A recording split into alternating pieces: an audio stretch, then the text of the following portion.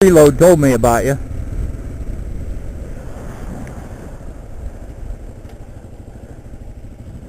Well, anyway, the first year on the Vicksburg, we spent a total of 58 days in our home port. 58 out of 365. Then you take that number of 58 and you divide it by 4, and a quarter of that 58 I was stuck on the ship because that's duty. You don't go home on your duty days. I don't miss that shit at all. I like to go home every day, so people at work bitch about it, but you know what? I get to go home, so I don't really care. It's all good with me. So while I was on the Vicksburg, let's see, we did deployment in 93. We got back. Some other ship didn't pass all their inspections and stuff. So right back out we went. We deployed in 94.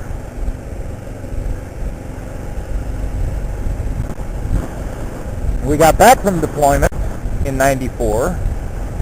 I don't know if you guys remember this, but there was another Cuban thing. Started off with the Cuban thing where Fidel let out prisoners, or decided just to let whoever wanted to get out of Cuba, get out of Cuba. So we spent 2 months down there off the coast of Cuba, picking up these people that were trying to get to the United States.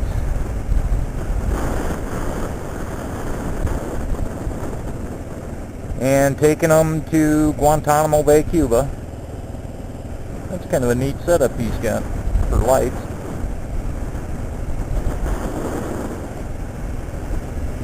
So we take them to Guantanamo Bay, Cuba, and then by then the Coast Guard got all their cutters down there, and then we were primarily an offload ship. Coast Guard cutters would pull up alongside of us and transfer all their people onto the Vicksburg, and then we'd take them to Guantanamo Bay. We could put like 900 people on the front of the ship, the forecastle. And then we got sent home, and we went back to Mayport.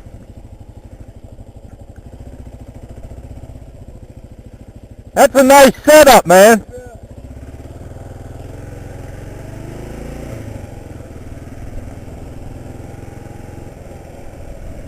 So within, I think we were home for 2 days. Bam, we get deployed again. Where are we going this time? Oh, we have to go escort the Eisenhower Battle Group down to Haiti. They took the USS Eisenhower, which is an aircraft carrier, loaded it up with Army personnel, helicopters, you know, the whole 9 yards. They put them all on that ship, plus a few amphibious ships, and we escort them down there. We pull in to Port-au-Prince Bay, and it may not be what it's called, but it was Port-au-Prince, and they've got a harbor there. We pulled in there ready to fight, and we got the message, Jimmy Carter, way to go Jimmy, worked out a deal with, I can't remember what it was. It was a guy named Aristide or something like that, and the U.S. wanted him out of there. Some deal like that.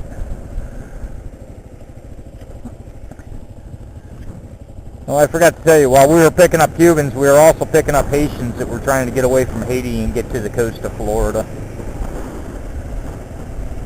Well, they got whatever, we got whatever we needed to do, get them out of here. And so conflict was averted by the big JC. But that's all cool because we don't we don't need to get embroiled in these little bush wars, banana republics. I'm not going to go into Iraq, and I'm not going to go into Afghanistan. Personally, I think that was all necessary. Okay. In 1996, I transferred from the Vicksburg, and they wanted to send me to Norfolk, Virginia. And I said, no, I want to stay here. Well, they didn't want to do that, so I fought and fought and fought, played the game with them, and finally got orders to the USS Philippine Sea. It was also stationed in Mayport, so they won, I won, they lost, and I lost. It was a fair deal, but I had to do 2 more years. So I did 2 more years. I did the Philippine Sea, and got them ready to deploy, and right before they deployed, I had like 2 months left, so they let me off the ship and put me on temporary shore duty for the last 2 months. And I retired in November of '98. I took the early retirement. I got out with 15.5 years. I've got a full retirement with a reduced check. So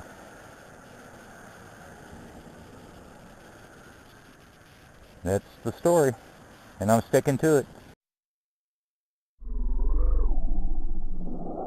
Well,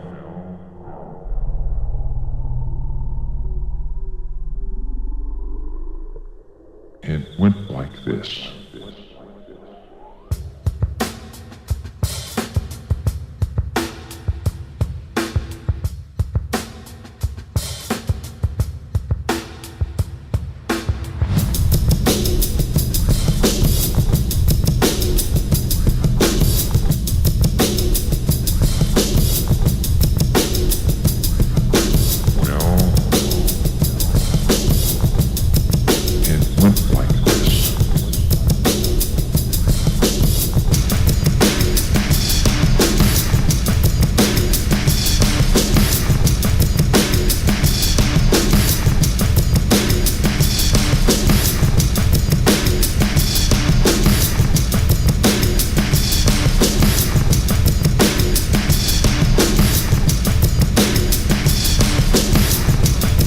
Keystone Light, always smooth.